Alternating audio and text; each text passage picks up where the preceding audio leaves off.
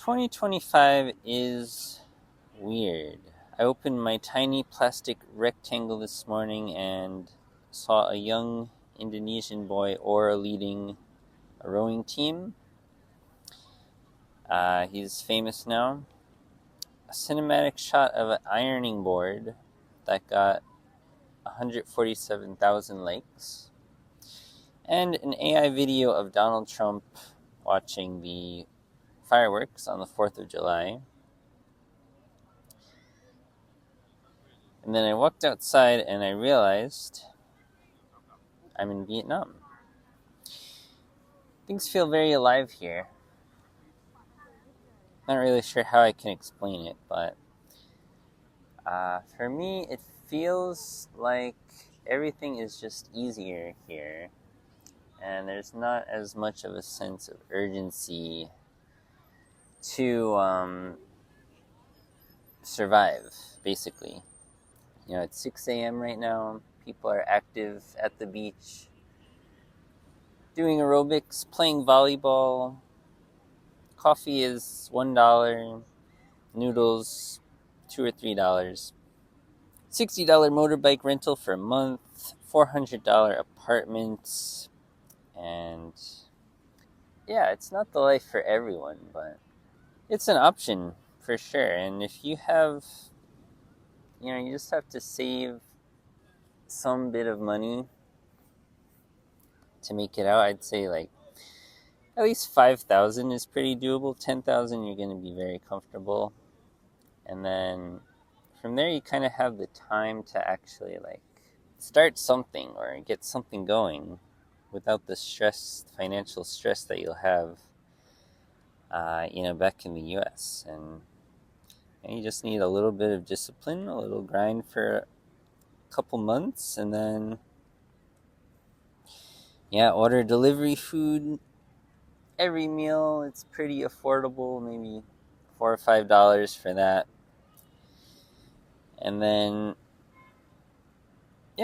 you'll basically have the time to do something meaningful rather than just like living paycheck to paycheck, stuck in some cycle where you're paying $2,000 a month for rent, and everything's car insurance, payments, all these things. It just gives you some breathing room. And not only that, but you're not like, I don't feel like I'm losing anything really by being here. I'm actually gaining a lot. The weather is great. The people are great.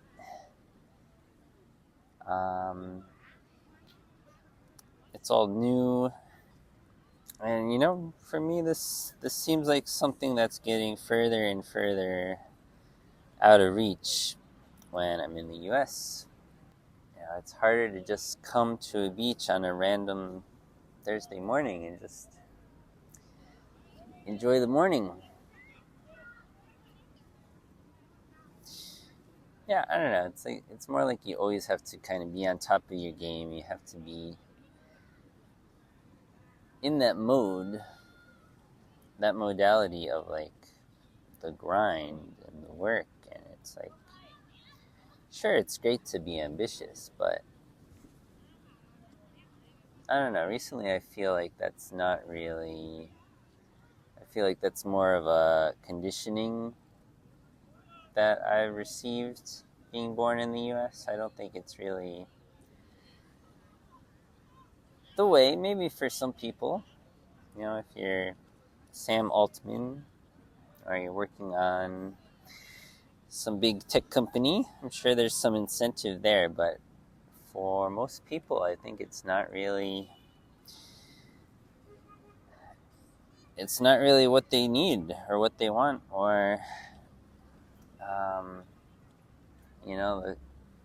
just sort of the cog in the machine kind of thing. Whereas here, you can just kind of be, basically, things are happening, things keep happening, will happening, and everything kind of falls into place. So probably a barrier to entry to coming out to Vietnam to begin with is kind of the there's a lot of uncertainties and unknowns throughout the process, but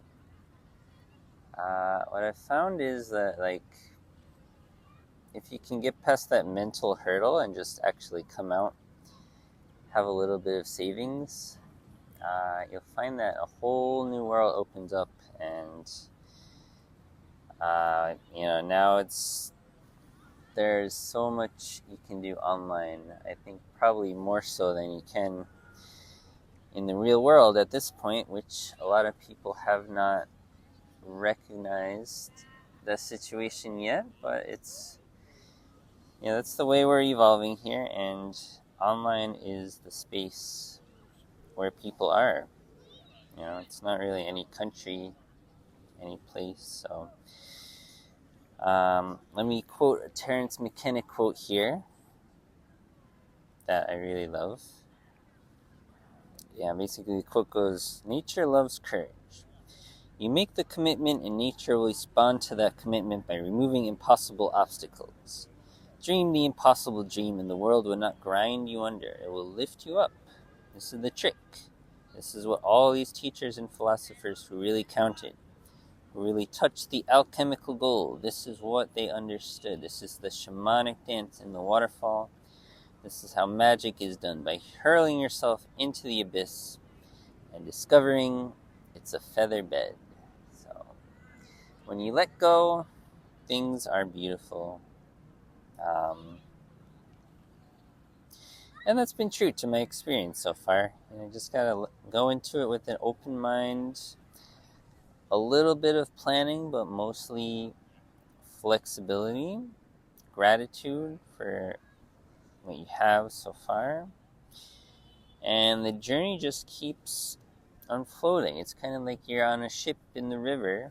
You're just flowing down the river and you're kind of steering a little bit left or right, but you're not really in control here. The river is in control. And